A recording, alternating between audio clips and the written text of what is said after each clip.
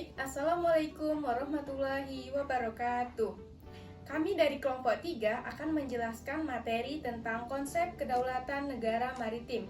Sebelumnya, perkenalkan anggota kelompok kami. Yang pertama ada Eva Soniawati, kedua ada Tiara, yang ketiga Suci Naila, yang keempat Nur Hasikin, yang kelima Sheila Sofi, yang keenam Manda Destri Putri, yang ketujuh Nurul Najihan, yang kedelapan Nur Laila Sari, dan yang terakhir saya sendiri selaku moderator Nur Nadia Putri. Adapun pokok pembahasan yang akan kami bahas yaitu yang pertama konsep negara maritim, yang kedua syarat-syarat negara maritim, yang ketiga peran Indonesia sebagai negara maritim, dan yang terakhir pengaturan negara maritim. Baik, langsung saja kita masuk ke materi yang pertama yaitu konsep negara maritim yang akan dijelaskan oleh Nur Hasikin. Halo semuanya. Jadi, jika kita berbicara dengan negara maritim, maka kita pasti akan terpikir dengan konsep. Nah, jadi apa sih konsep negara maritim itu? Konsep negara maritim adalah suatu konsep di negara, dalam hal ini Indonesia, mampu memanfaatkan semua potensi laut, baik itu perikanan, kelautan, pertambangan, wisata bahari, dan bahkan ketahanan negara loh. Nah, jadi semua pengelolaan tersebut bermuara pada kesejahteraan rakyat dan memakmurkan sebuah bangsa dan negara. Negara maritim adalah suatu negara yang berada di dalam teritorial laut yang luas dan Indonesia bisa dikatakan sebagai negara maritim. Dalam menjalankan konsep tersebut, maka Kementerian Kelautan dan Perikanan Indonesia terus melakukan perbaikan diri guna menuju kemandirian di bidang perikanan. Dengan potensi yang belum tergali semuanya untuk kesejahteraan rakyat, maka KKP akan berupaya dalam mendukung konsep negara maritim. Dan teman-teman harus tahu, arti dari pengertian negara maritim sangatlah banyak, dan diantaranya adalah yang pertama, negara maritim adalah negara yang terdiri dari pulau-pulau. Yang kedua, negara maritim adalah negara yang terdiri dari masyarakat yang bekerja di laut dan pesisir. Yang ketiga, negara maritim adalah negara yang dikelilingi oleh laut dan perairan.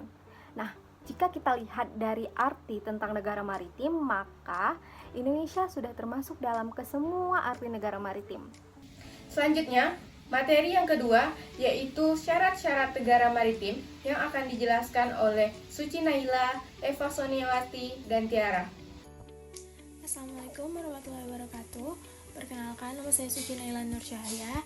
Pada kesempatan kali ini, saya akan menjelaskan mengenai syarat-syarat negara maritim. Menurut MAHAN, yaitu Perwira Angkatan Laut Amerika, terdapat 6 syarat sebuah negara untuk menjadi negara maritim, yaitu 1. Lokasi geografis, yang kedua, letak karakteristik dari tanah dan pantai, yang ketiga yaitu luas wilayahnya, yang keempat yaitu jumlah penduduk, yang kelima karakteristik penduduk, dan yang terakhir adalah lembaga pemerintahan.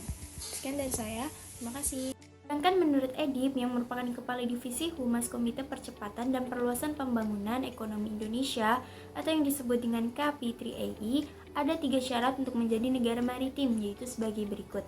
Yang pertama, kemampuan mengelola aset yang ada di wilayah perairan. Potensi sumber daya ikan Indonesia sangat besar. Mantan Menteri Kelautan dari Perikanan Syarif Cecep Sutarjo periode 2011 sampai dengan 2014 mengungkapkan besaran potensi hasil laut dan perikanan di Indonesia mencapai 3.000 triliun per tahunnya, sedangkan yang sudah dimanfaatkan yaitu sebesar 225 triliun atau hanya sekitar 7,5%. Baik, yang kedua ada kemampuan mengelola akses.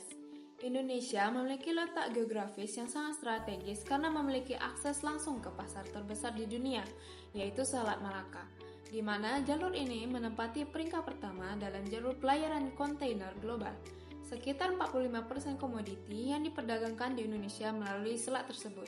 Ketiga, kemampuan mengatur mengenai tata kelola sumber daya manusia, ilmu, dan teknologi, serta regulasi. Negara maritim adalah negara yang membentuk rezim maritim yang mengatur mengenai tata kelola sumber daya manusia, ilmu, dan teknologi, serta regulasi. Tata kelola SDM kelautan Indonesia masih lemah.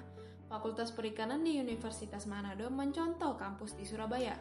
Harusnya di Manado bisa dibentuk fakultas sushi. Dengan demikian, masyarakat akan mendapatkan nilai lebih dari pengembangan ilmu dan teknologi di bidang kelautan. Selanjutnya, materi yang ketiga yaitu peran Indonesia sebagai negara maritim yang akan dijelaskan oleh Nur Laila Sari dan Sheila Sofi. Baik, selanjutnya ada peran Indonesia sebagai negara maritim. Dengan potensi Indonesia sebagai negara maritim, Indonesia memiliki peran dalam dunia internasional, yaitu ada bidang ekonomi, ada bidang militer, ada bidang politik, ada bidang sosial, dan bidang budaya. Yang pertama, bidang ekonomi. Indonesia berperan dalam memperlancar kegiatan perdagangan jalur laut, transportasi laut, mempermudah kegiatan ekspor dan impor melalui laut, serta memperdayakan potensi maritim untuk mewujudkan pemerataan ekonomi. Yang kedua, di bidang militer. Indonesia sebagai negara maritim cukup menjaga ketat perairan dan juga dapat membantu negara lain yang sedang membutuhkan bantuan militer. Indonesia juga harus mementingkan keamanan maritimnya. Di bidang politik, sebagai negara maritim, Indonesia dapat membangun hubungan yang baik dan menguntungkan dengan negara lain. Yang kedua, bidang sosial. Sebagai negara maritim, Indonesia dapat berperan membantu negara-negara yang tidak mempunyai laut ataupun negara yang membutuhkan hasil dari perairan. Dan yang terakhir, bidang budaya. Sebagai negara maritim, Indonesia dapat memproduksi karya-karya Indonesia, kemudian diekspor dan mengenalkan budaya kita ke orang-orang luar. Materi yang terakhir, yaitu pengaturan negara maritim, akan dijelaskan oleh Manda Destri Putri dan Nurul Najahan. Baik, selanjutnya peraturan negara maritim.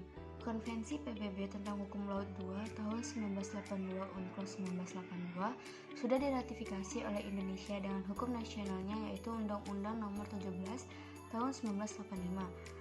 Konvensi ini sudah berlaku penuh di perairan Indonesia dan di perairan negara-negara yang sudah meratifikasi dengan undang-undang nasionalnya. Bagi bangsa Indonesia, konvensi ini sangat bermakna dan berarti karena dengan adanya konvensi ini, Indonesia diakui secara yuridis sebagai negara kepulauan oleh negara-negara di dunia. Memiliki ZEE 200 mil laut dan lebar laut teritorial 12 mil. Serta yang paling penting lagi antara pulau yang satu dengan pulau lainnya tidak ada perairan bebas.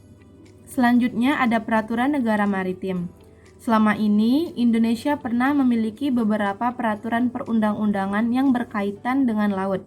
Peraturan tersebut antara lain Kitab Undang-Undang Hukum Dagang atau KUHD, UU Nomor 4 PRP tahun 1960 tentang Perairan Indonesia, dan UU Nomor 4 tahun 1982 tentang ketentuan-ketentuan pokok pengelola lingkungan hidup. Selain itu, terdapat juga UU Nomor 5 tahun 1983 tentang Zona Ekonomi Eksklusif Indonesia, UU Nomor 17 tahun 1985 tentang pengesahan United Nations Convention on the Law of the Sea atau Konvensi Perserikatan Bangsa-Bangsa tentang Hukum Laut, UU Nomor 9 tahun 1985 tentang Perikanan, serta Ordonansi Laut Teritorial dan Lingkungan Maritim tahun 1939. Baik, adapun kesimpulan dari materi yang kami bahas tadi, yaitu negara maritim merupakan negara yang memiliki sifat memanfaatkan potensi laut untuk kemakmuran negaranya. Negara maritim juga didefinisikan sebagai suatu negara yang berada di dalam teritorial suatu laut yang luas, maka negara Indonesia bisa dikatakan sebagai negara maritim. Nah, syarat untuk menjadi negara maritim dilihat dari kemampuan mengelola aset yang ada di wilayah perairan, sumber daya manusia, ilmu dan teknologi, serta regulasi. Dengan potensi Indonesia sebagai negara maritim, Indonesia memiliki peran dalam dunia internasional di berbagai bidang, yaitu di bidang ekonomi, militer, politik, sosial, dan budaya. Sekian penjelasan materi dari kelompok kami. Apabila terdapat kesalahan kata, kami mohon maaf. Wabillahi taufiq wal hidayah. Wassalamualaikum warahmatullahi wabarakatuh.